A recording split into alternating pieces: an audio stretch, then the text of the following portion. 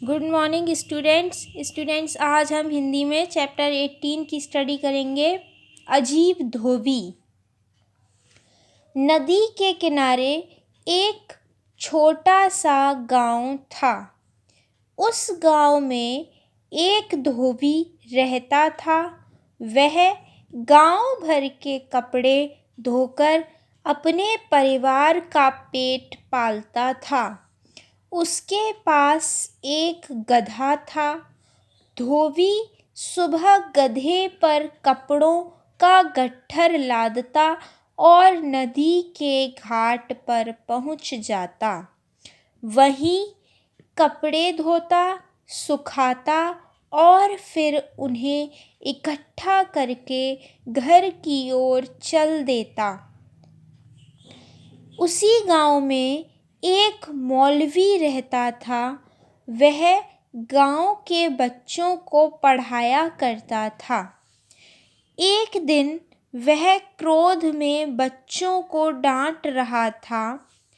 मैंने न जाने कितने गधों को आदमी बनाया है। मैं तुम्हें भी आदमी बनाकर दम लूँगा। उस समय धोबी उधर से गुजर रहा था। उसने मौलवी की बात सुनी। वह बहुत प्रसन्न हुआ। उसने सोचा, यह मौलवी तो मेरे गधे को भी आदमी बना देगा। अगले दिन सुबह ही धोबी अपने गधे को लेकर मौलवी के घर पहुंच गया। उसने मौलवी से अपने गधे को आदमी बनाने की प्रार्थना की। मौलवी ने उससे कहा कि मैंने तो बच्चों को डराने के लिए कहा था। मैं गधे को आदमी नहीं बना सकता। परंतु धोबी ने उसकी एक न सुनी। वह बस एक ही रट लगाए रहा, मेरे गधे को भी आदमी बना दो। मौलवी ने सोचा कि यह वैसे नहीं मानेगा। उसने धोबी से कहा कि मैं तुम्हारे गधे को आदमी तो बना दूंगा, परंतु इस काम में 500 रुपये लगेंगे। धोबी बड़ा प्रसन्न हुआ।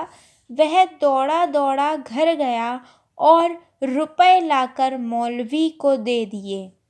मौलवी ने उससे कहा, ठीक है, अब मैं तुम्हारे गधे को आदमी बना दूंगा, परंतु इसमें 6 महीने लग जाएंगे।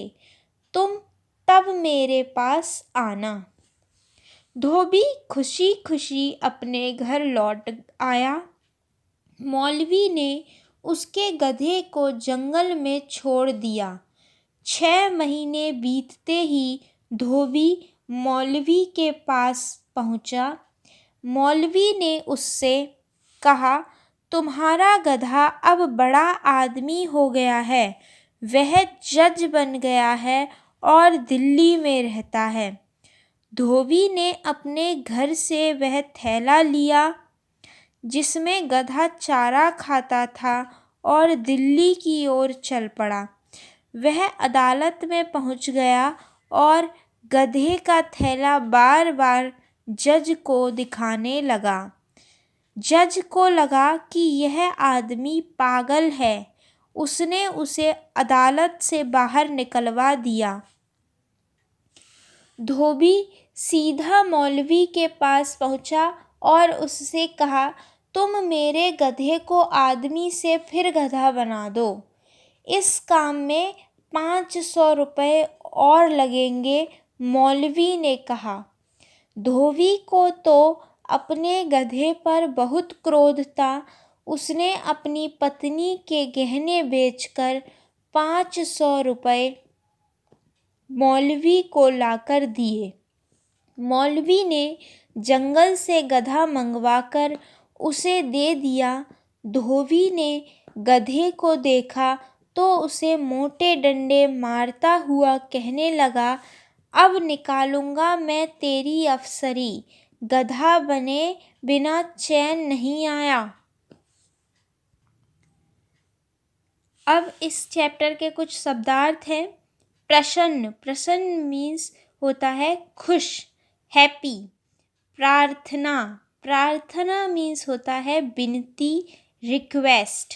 जज, जज मीन्स होता है न्यायाधीश, जज। अदालत, अदालत मीन्स होता है कचहरी, कोर्ट। क्रोध मीन्स होता है गुस्सा, एंगर। चैन मीन्स होता है शांति, रिलीफ।